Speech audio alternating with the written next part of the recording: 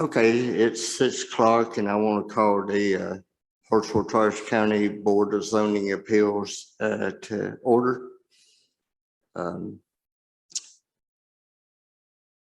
Dwight, you want roll call? Sure. Mr. Presley?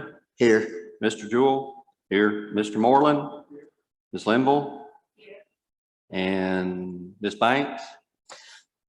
I just talked to Miss Banks. I didn't realize it, but she had a cousin to pass away, so she won't be here tonight.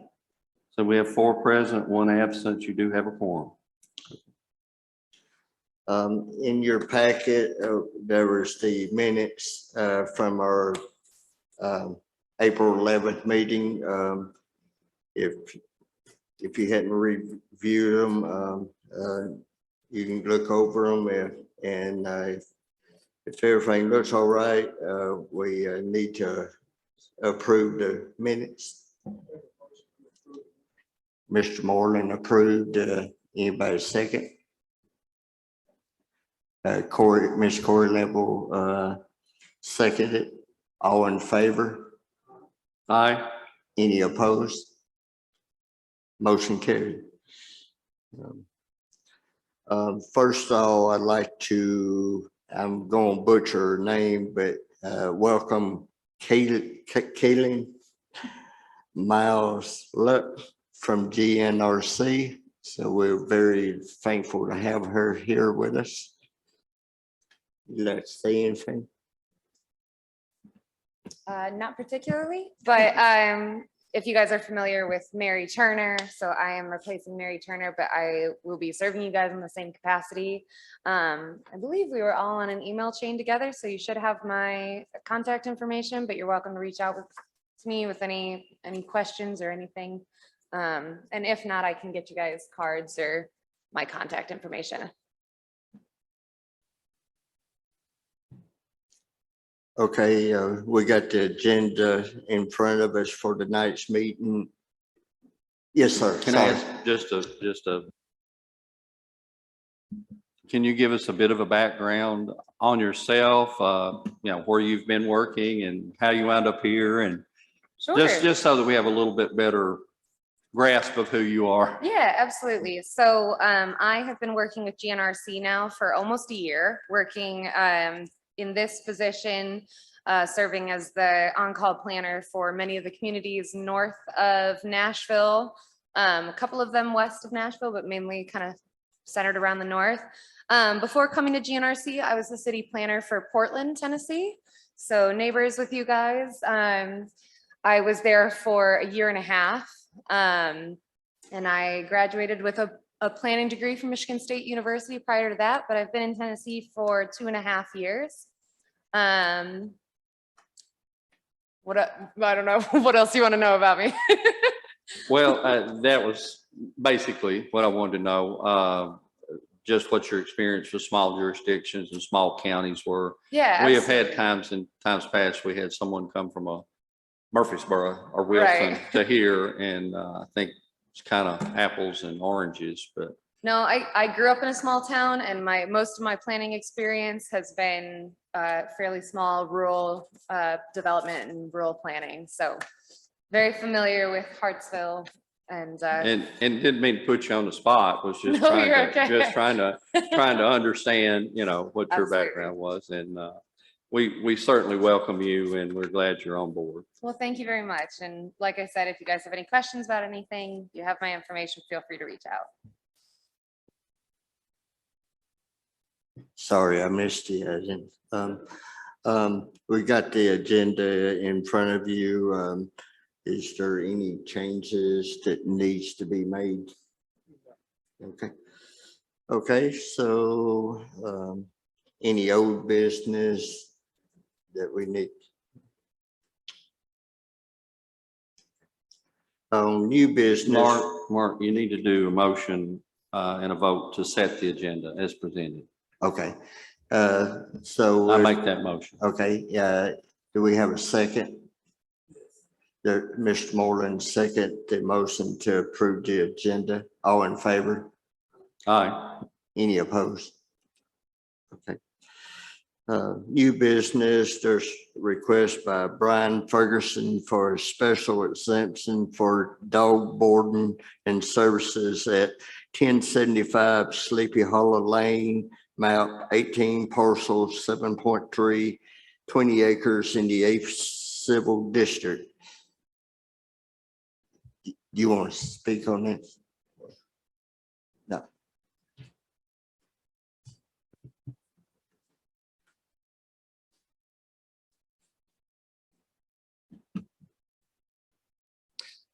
Well, what can I answer for you? What kind of questions can I answer for you about what we do?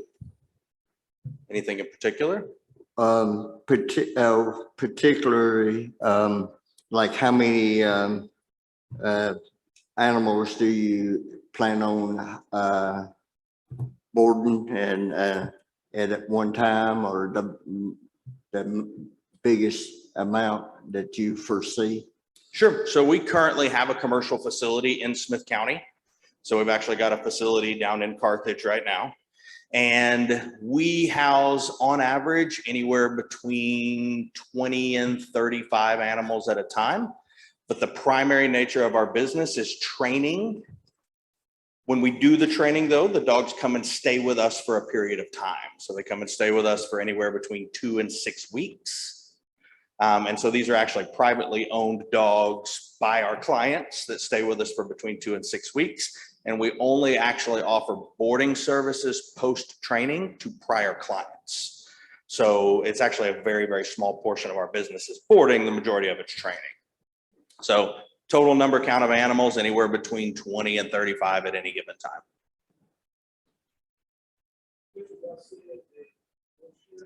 Yes, sir. Mr. Morgan. Oh, I'm sorry.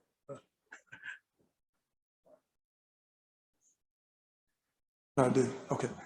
Yeah, the pictures in the packet that we received, are they the facilities that you have at Smith County right now? Yes, sir, that's correct. They look real nice.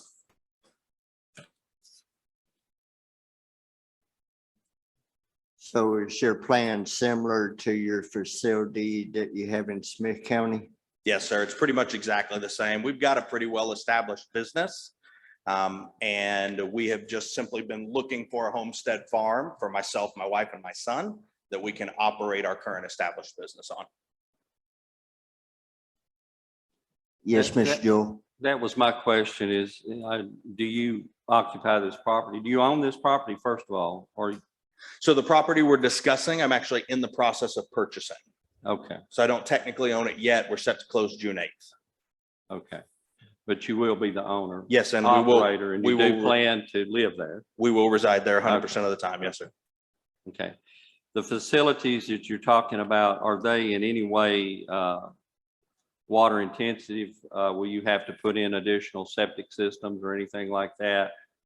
Because I know that the home that's on that property wasn't a very large home. So certainly you're going to have water and wastewater washing out kennels and watering dogs and bathing dogs and and all of that. Is that something that you've investigated as to whether that's available to you? Yes, sir. So that would actually be the plan. The plan ultimately would be to put in a septic system directly for the dog facility there.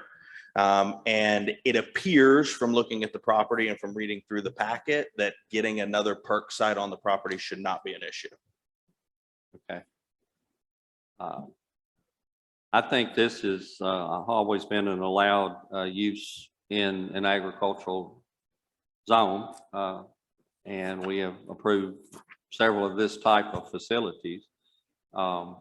There's not, from what I can see, not any real close neighbors that would in any way be impacted by this. Sam, would you like to speak on that? I mean, you're familiar with the property, obviously. Because of the nature of my father actually owning the property, I'd rather not. Miss Rosalie was here to speak on this particular topic. So she's aware of the property and the people and the request. So I'd rather her speak on it. But if you have particular questions about the property, I can answer them, but I'm not going to speak in regards to his business. Does that make sense? Yeah, but that was my question is there's not any other homes really, really close to the house or where he's planning on doing it. I know your parents are across the road, but on either side, there's really no close neighbors. It's surrounded by farmland. Yeah, it's 20 acres, right? It's 20 acres And it's there. pretty much well located in the center of that. It's perfectly in the center and the entire property is surrounded by trees. So, And my point for bringing that up, I don't think that should be an issue, that I think it is a good location for something of this nature. My familiarity with the property, and I just wanted to make sure that my remembrances were accurate. because of the topography, there's pasture on the left and there's pasture on the right and there's commercial pasture behind. So it's perfectly in the middle of all of that. Thank you. Wasn't trying to put you on the spot, just trying to know you're familiar with it more than anyone was why I asked. Yeah. Yeah, if any direct questions about the business, Ms. Rosalie is here for those, but the property is well situated in the way it is and it's surrounded by trees. So, and there's stuff in the packet that Ms. Rosalie provided that shows the location of the house and the farmland that's surrounded it. Thank you. Is there an existing structure that you're gonna use, or are you building from the ground up for this? Yes, so it would be built from the ground up. Miss Rosalie, you want to speak? Thank you very much. Yes, if you look in the packet, as Mr. Jewell was talking about the farmland, the first diagram that you see from the Tennessee property viewer is strictly of the property. You can see where the house is located, where the driveway is, and all of the forestry that Mr. Edwards spoke about. On the very next page, you can see that the surrounding area, there's 88 farming acres surrounding the property. So it really is very well situated to have this type of business and not negatively impact any of the neighbors.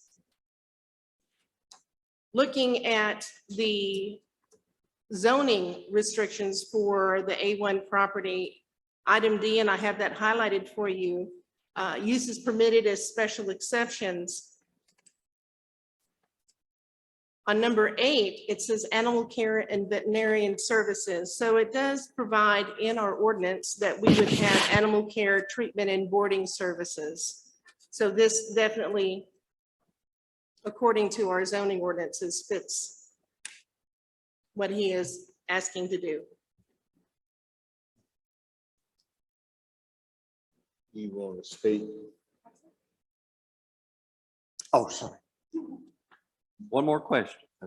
Where you're proposing to put the buildings, the kennels and things, are they toward the front of the property, behind the house, beside the house?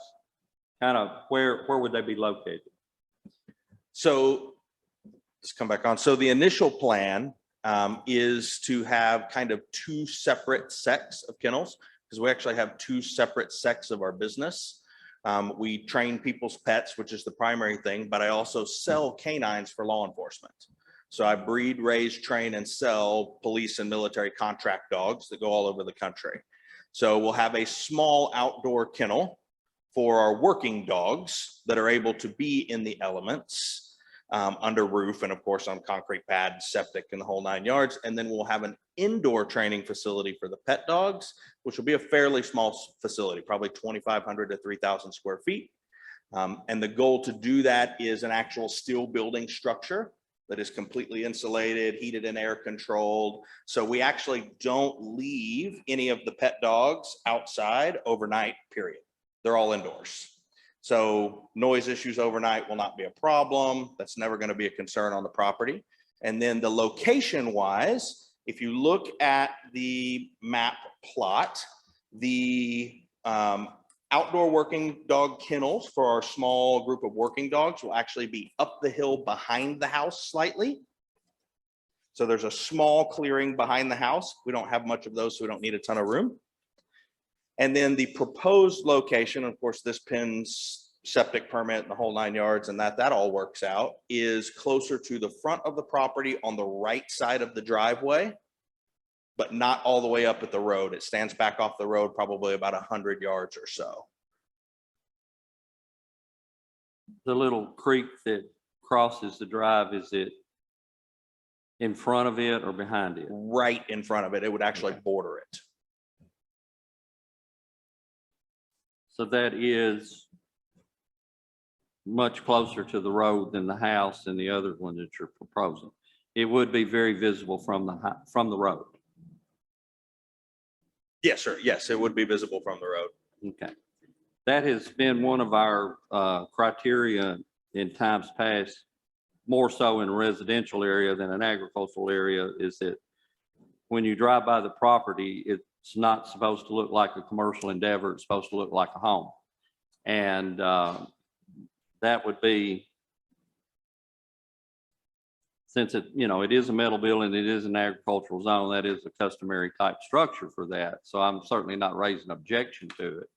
But that was my question. Since we weren't furnished with a site plan and showing where you were building them, how big or anything like that, felt like that's something that needed to be explored. How many years?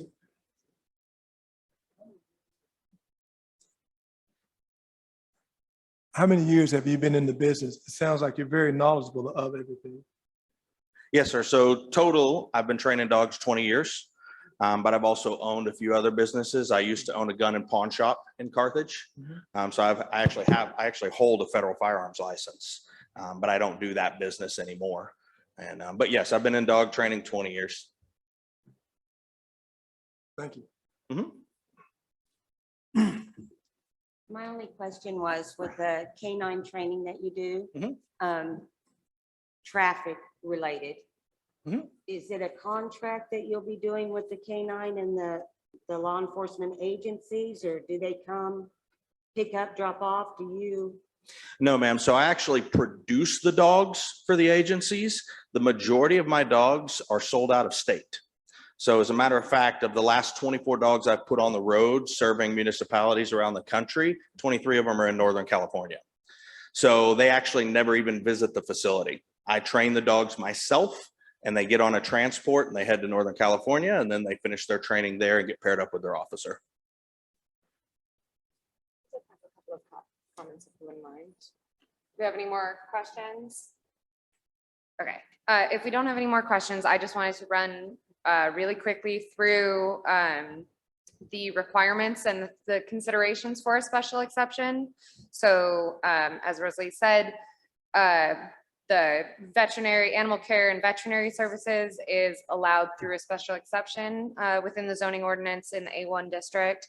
So the procedure for authorizing a special exception is that it must meet these general requirements, and then we also must take a look at these more detailed criteria for review. So the general requirements are that the proposed use is so designed, located, and proposed to be operated so that the public health, safety, and welfare is protected. It will not adversely affect their property, other properties in the area. It's within the special exceptions as it is, and it conforms with all applicable provisions of the resolution for the A1 district. So then specifically, the criteria for review, so the things we need to look at are ingress and egress to the property and proposed structures thereon with particular reference to automotive and pedestrian safety, convenience, traffic flow, and control and access in case of fire or catastrophe. The second is off-street parking and loading areas. And I do have a note at the bottom there that there is no requirement for off-street parking for animal care and boarding services. So that would be at the discretion of whoever approves the site plan. The refuse and service areas with particular reference to items 1 and 2. Utilities with reference to locations, availability, and compatibility. So we've discussed that with septic. So public sewer is not available in this area. A private septic system will be required to serve this business. So then I also wanted to point out with that, a site plan is required for all special exceptions to be approved. So that will include the septic soils areas, the locations of parking and structures and all of the requirements as outlined in the zoning ordinance. But due to the large size of the lot, staff believes that constructing a private septic system with the capacity to handle this use will not be a major constraint. So then the other criteria are screening and buffering with reference to type, dimension, and character, signs, if any, and proposed exterior lighting with reference to glare, traffic safety, economic impact, compatibility, and harmony, required yards and other open space, and general compatibility with the adjacent properties. And then in reference to the screening and buffering, there are no required buffers for this type of use. And as we've discussed, it does seem that the lot is fenced in or forested in by several trees. So screening the use is again, not a big constraint. I just wanted to lay that out for everyone. Anybody else got any questions? I have one. It's probably a very unfair question. Typically, we only have the property owner asking these requests, not someone that's in the process of purchasing the property. Your purchase of this property, is it contingent on you being able to do this, or are you going to buy this property and live there anyway? No, sir, it is contingent on me being able to do this.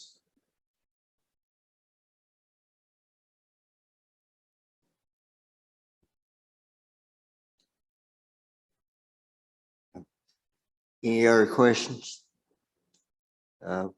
Well, we need to vote on this. Yay or nay? Make a motion to reapprove. Mr. Moreland made a motion to approve. Did I hear a second? Ms. Corey, Level second. All in favor? Any Aye. opposed? Motion carried.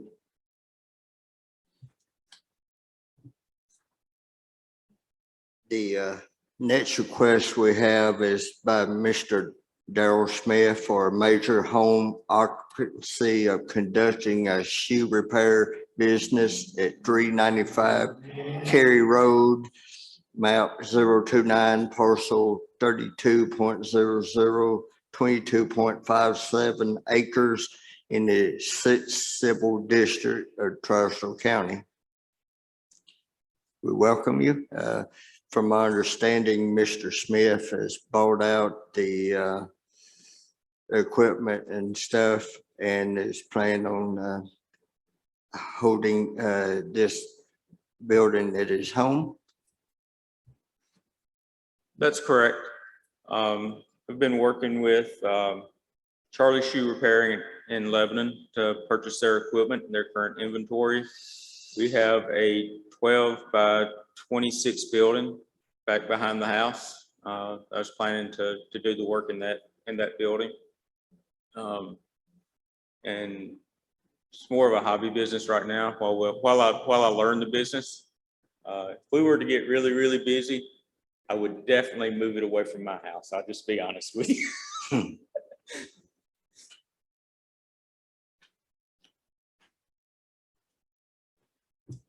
Go ahead. So I've met with Mr. Smith out on his property. The closest neighbors, I got a diagram inside the folder. To the north, he's got a neighbor's driveway that's 550 feet away. He's got one that's almost directly across, but it's from my measurements on tax maps, around 240-foot distance between the two houses. And then his next neighbor down the street to the south is around 672 feet. And speaking to Mr. Smith about the business that he's wanting to do, we're not 100% sure on how well it's going to do in the location. It being moved away from the actual city limits that it's in at the moment. Maybe the customers will follow. But until it takes off, and he sees how well it's going to do, I don't see any issues with the location that it's at. I have spoken to him, and I informed him that if it does pick up beyond what we think it's going to do, or, beyond his hopes, then we might need to be looking for a commercial building for him to actually move into if the traffic does start picking up. And he agrees. He does not want the traffic to be coming to and from his house constantly. If he does start getting traffic, him and his wife said they don't want it.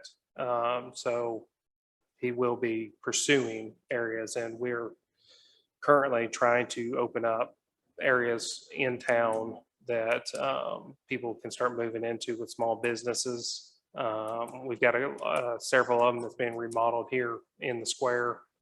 And we have a potential building that could be coming for these type of businesses, but at the moment, we don't have a whole lot of options. So maybe by the time that his business hopefully does grow, we will have an option for him.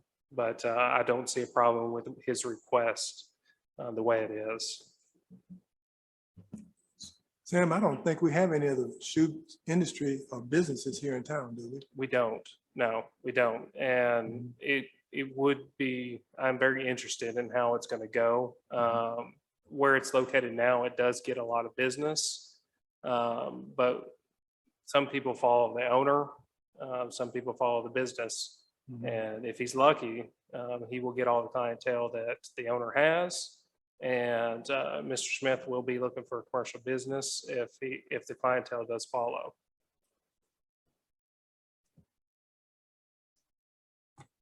I Mr. think, and you may want to cover this, I don't know, you did in your notes, but our major home occupations include businesses of this type. It doesn't specifically call out this, but it does say repair, upholstery shops, processing of garments, and anything similar that we consider similar. And so based on that, I look at this as being a very reasonable request. Speaking to what you spoke to, it is subject, anything we do is subject to a 3-year review. And at the end of 3 years, if we see that it's grown beyond what was talked about at first or proposed at first, certainly we might have to require you to do something different. And are you going to have anybody working for you, working with you other than yourself and family, or? It'd just be me and my wife.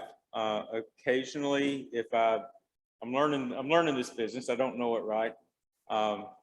Angie that runs that shoe repair shop now, Angie and Gordon have both offered to come over and help me learn that process if I have an issue. So that's not as an employee, that is, Right. It's just assistance Because learning. this type, the reason I'm questioning that, this type of business sometimes gets to be labor intensive, I would assume. And you are allowed to have one non-resident person working. So it's okay if you have another person coming in there. You just can't have 10 people coming in there. Right. Is my point. We do list normal hours. What, are you going to do this by appointment, or are you going to post regular public hours on this? Hit your mic. Just leave it on. We'll probably post some regular hours on it, also by appointment, but it won't be late at night. Quite honestly, I still have a day job. I understand. And I work from home, so I'm at home all the time, so. We restrict this type thing from 8 a.m. in the morning till no later than 10 at night. I can't fathom you having anybody showing up at midnight with shoes, but having been in a home-based business, sometimes they try to. And just wanted you to be aware of that. In light of all this, I would make the motion to approve this, unless there's further questions that need to be answered. Do you have anything you want to add first? I would just note, I have included in the packet all of the considerations for a major home occupation. I just wanted to make sure you were familiar with that out of the zoning ordinance. So those are the conditions in which you must limit the business. But it sounds like from what I've heard, there's nothing that makes me believe that this would not be an acceptable major home occupation in this area.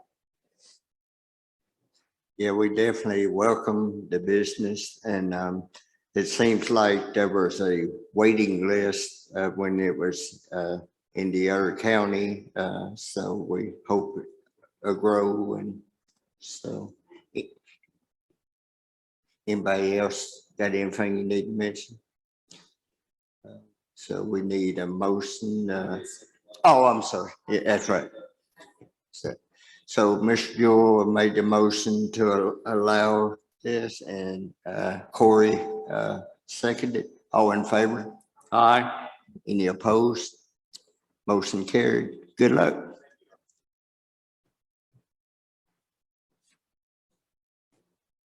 Okay. This is her first meeting.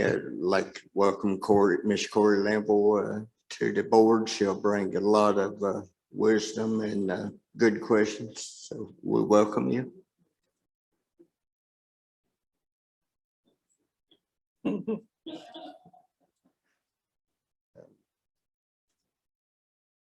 Anybody got anything else? Thank you all for agreeing to this meeting and the next meeting that's coming up. It's more often than we normally meet, but we've got hopefully a lot of businesses that are coming forward. We've got a lot of movement, and we're trying to work with people to get things done properly. So I really appreciate y'all agreeing to these back-to-back meetings. And we'll probably have another meeting after that. So normally we try to plan them for schedule them right before the planning meetings. But on occasions like tonight, things are contingent upon closing sometimes. And depending on when those dates are, sometimes we have meetings outside of that planning day.